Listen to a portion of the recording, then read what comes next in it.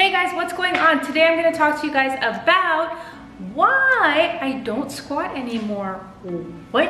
When I say that, I mean that the back barbell squat is no longer my main go-to lift when it comes to maxing out and achieving what I need to train my quads and my glutes and my core. I have replaced that with the trap bar deadlift, also known as the hex bar because it has 1, 2, 3, 4, 5, 6 sides, hence known as the hex bar. And some people call it the trap bar, such as myself, because you are trapped inside the bar. Get it? Okay, anyways, I use the trap bar, which very well mimics the same movement as a squat when done correctly with proper form, and it allows your body to still focus on building really strong quads, glute, and core strength without putting strain on your spine. Now, this is a really good movement for people to do who might have spinal injuries. They might have like disc issues in the past. People who just don't like doing back barbell squats. If you don't have access to a squat rack, but you still want to be able to squat and train your quads, you want to build that strength in that way through the frontal plane. Anyone who plays sports such as rugby, soccer, football, hockey, where you need a lot of glute and quad development, but you don't necessarily need to do that ass to grass squat, which is not fundamental to your performance or training in that sport. Simple, okay? There are a multitude of reasons why someone might want to either add a trap bar deadlift into their training as an accessory to a squat day or whatever, or you might be using the trap bar deadlift to actually replace your squat day but train the squat movement. So don't let the word deadlift fool you, because while it is a deadlift, because you're lifting dead weight off the ground, it can really help you build that quad strength, build those glutes, as well as your hamstrings, your core, without that loading. A couple years ago, I kind of found strongman. I still do it. It's not something I'm into like super hardcore and seriously. It's just I enjoy that style of training. I mean, no one cares, right? The trap bar deadlifts have really helped me build really good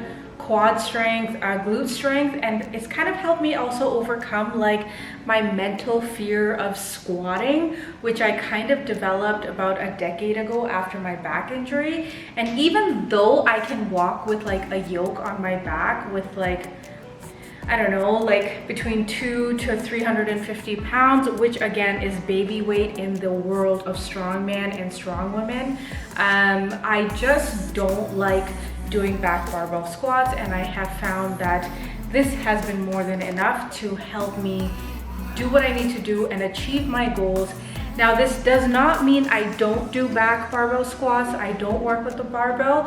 I do zercher squats. I do safety bar squats. I do box squats. I do front squats. It's just that those are not the prime movement that I'm focusing on.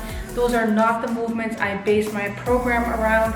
Those are merely accessories to my main movement, which is this guy, okay? Also, it's like only 2 p.m. and look how dark it is outside. You can't tell, but it is dark, okay? Winter is officially coming. I don't know, I'm losing, like, where am I going? I'm just like drifting. What am I talking about? Back to the point, let's talk about how to do a trap bar deadlift. In the trap bar deadlift, the first and most important thing that you have to figure out is what is your stance in the trap bar deadlift. You can't just like eyeball it and be like, I think I like my feet here, this is good, thank you. We are going to assess where your femur, which is your thigh bone or the bone where your quad hamstring is, where that sits inside the acetabellum, which is your hip socket.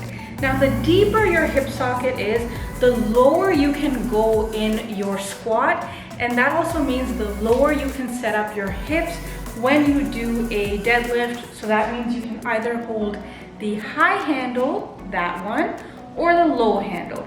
While the whole ass to grass thing is like the thing, or it used to be the thing on Instagram, it's not necessarily made for everybody. So don't force your body to do it, okay? There could be other reasons too, like you might have ankle mobility, you might have hip issues, you might have other problems which prevent you from going deep into a squat, which is why doing the high handle, that guy, on a trap bar deadlift can be really good, okay? Once you figure out kind of where your femur sits, you will notice that you're able to pull it in a little bit higher in a specific position.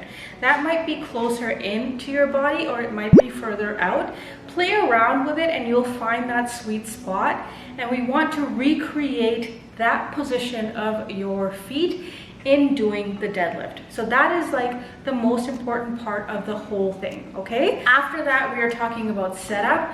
With the trap bar, it kind of can be a little bit overwhelming or intimidating because the bar is so big and you're just kind of standing in the middle of it. You want to make sure the center of mass of your body is in line with the center of mass of the bar, which means the loading pins on the bar are like where the center of that weight is. So if you're standing too far forward, you're going to have to slide the bar forward. Whereas if you're standing too far back, you're gonna have to pull the bar back. This does not allow you to get tight, okay? For you to get really tight with the bar and lift using your core without like just going everywhere, make sure the center of your feet are placed over the center of the mass of the bar. Grab the bar nice and tight, breathe into that diaphragm, so feel your rib cage going right and left. Grab the bar and then just push your feet through the floor and focus on extending your hip, which means squeeze your butt. Don't thrust your butt forward as I've seen a lot of people do. Don't do that shit because it puts your spine, like you're taking your spine from this to like this. Keep the shoulders down, so tighten your lats, okay? Your lats are those like beautiful muscles in your back. So as you are standing with the bar, you should feel tension here too, and that will train your lats. When you do that, it helps to build your serratus, your obliques. It helps to build a stronger core. So in one movement, you do all of these things, eh? So with one order, you get the whole meal. No? Okay, I always think about food. I don't know. So that is the all-encompassing components of a trap bar deadlift. Play around with it a little bit. If you don't know how to start, you feel intimidated by the bar, start by using maybe 2 dumbbells on your side, understanding the movement.